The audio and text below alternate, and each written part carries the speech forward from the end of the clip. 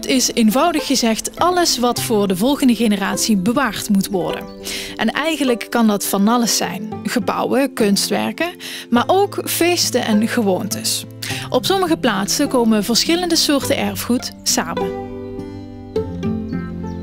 Bij erfgoed denk je vaak aan stenen, aan gebouwen, aan monumenten, aan zeg maar rood erfgoed.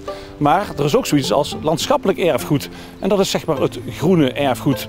En dat rood en groen goed samen kunnen gaan, dat zien we hier in Kasteelpark Elslo.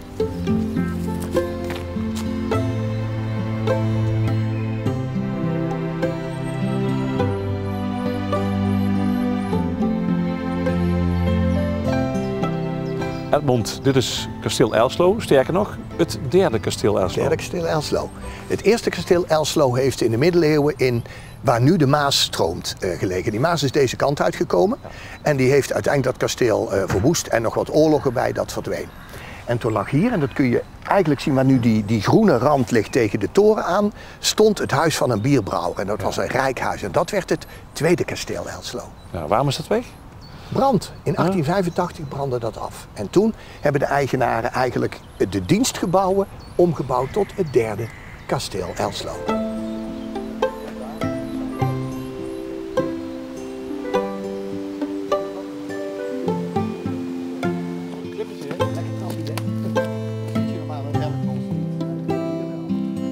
Het was een aardige klim, maar wel de moeite waard. Jazeker.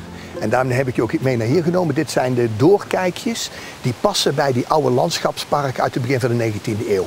Dan liep je een stukje door het bos en dan had je ineens een wijds uitzicht. En hier was dat ook. Je kon en tot in België kijken. Nou, de laatste decennia is er niet meer aan parkbeheer gedaan. Er is wel aan bosbeheer gedaan. Nou, het gevolg is nu door het natuurbeheer dat er eigenlijk overal esdorens zijn gaan groeien. Dus die doorkijkjes, originele doorkijkjes, zijn bijna allemaal verdwenen. Nou, die gaan we herstellen. Dus dat betekent dat er op een aantal plekken bomen weggehaald zullen worden, zodat die oude structuur weer voor iedereen beleefbaar is.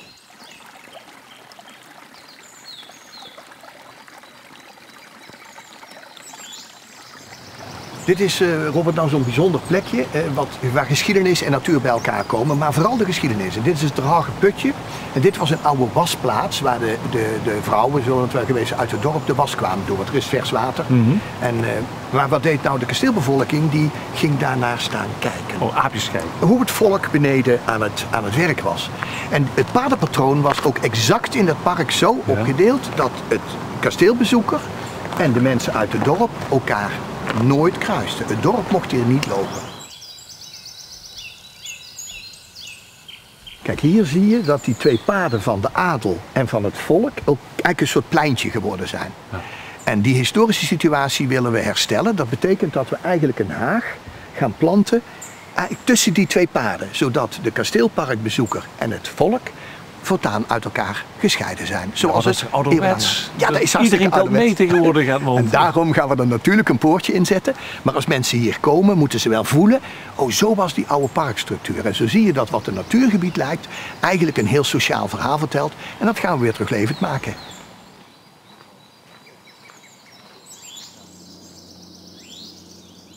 Hier zijn dus bomen bij die 200 jaar oud zijn. En dan komt het probleem. En dat kan ik je bij de bomen hiernaast laten zien. Hier zie je wel aan de end, die verdikking, dat daar een variëteit op een onderstam is geplant. Maar als je naar boven kijkt, zie je dat er overal dode takken in zitten. Die sterft af. Deze is op. En dit kan gevaarlijk zijn. Dus hier zullen van dit soort oude bomen moeten gaan sneuvelen.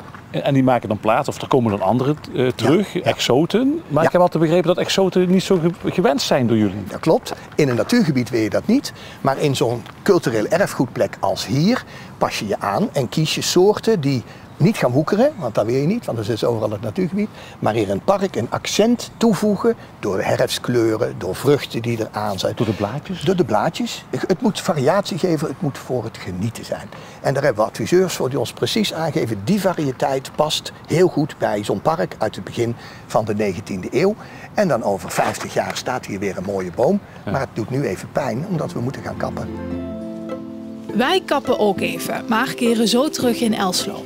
Dan nemen we een kijkje bij het kasteelpark, grenzend aan het dorp Elslo. Nadat het groen daar tientallen jaren was verdwenen, is het park nu aangelegd zoals het vroeger ooit was.